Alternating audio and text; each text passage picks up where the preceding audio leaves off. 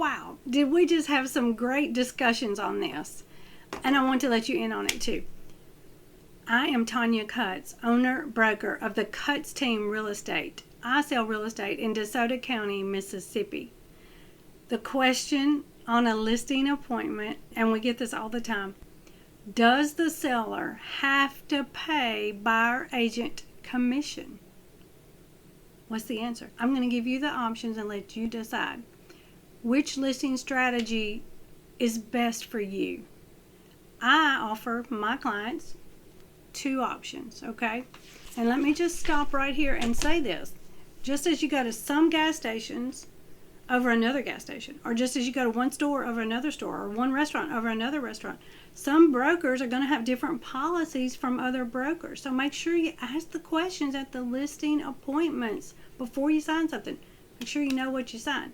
Which brings me to my second point. I'm not an attorney. I'm an owner broker in the state of Mississippi. Feel free to run any of this by your attorney at any time. So here we go. I'm going to get into it with you. If you like the summary version, I'm going to do a quick one right now. Option 1, 42A, is the old way of doing business. Probably get more buyers, probably get more competition, probably get a higher price. Option 2, 42B. It gives the seller more flexibility in that he does not have to pay buyer agent compensation. But many times it is negotiated at some point, at some level in the process. Anyway, scenario 1, 42A, maximum exposure. 42B, flexible approach for the seller. I want to get into it in a little bit of detail now. Comment 42, I'll send you my handout and you can use it. Now, are you required to pay the listing agent compensation? Yes, that's why you have a listing agent agreement. Are you required as a listing seller to pay the buyer agent commission? No, that would be 42B. Which strategy would get you the most money at the closing table? Let's talk about that.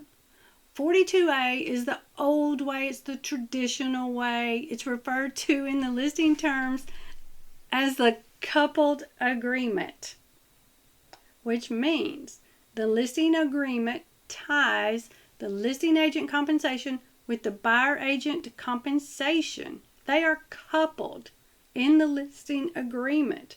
We will discuss compensation for cooperation. Let that sink in just a minute. We will discuss coupled compensation for cooperation.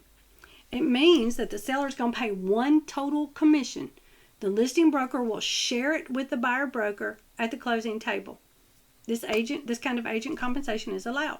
It's the most traditional way that we have had listings probably in forever. So it's simple, it's familiar, it encourages buyer participation, could get more showings, it could be better offers and even multiple offers, because that's what competition does.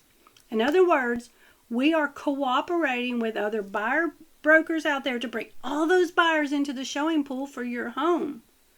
The seller is committing at the listing appointment to pay the buyer agent compensation along with the listing agent compensation. Okay, remember 42A, shared compensation, coupled for cooperation. 42B, remember, flexible approach, meaning the seller does not have to pay it all or any of it. That's your choice. You need to know the ramifications of that though, okay?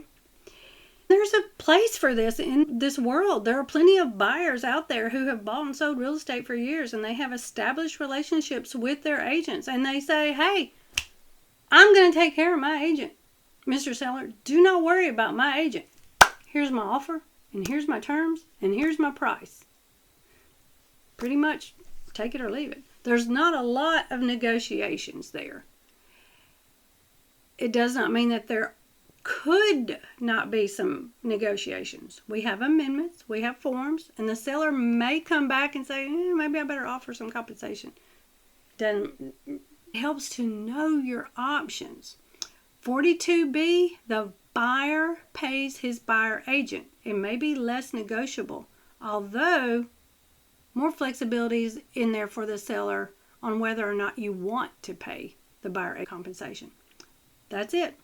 42A, coupled compensation for cooperation. 42B, decoupled compensation for cooperation.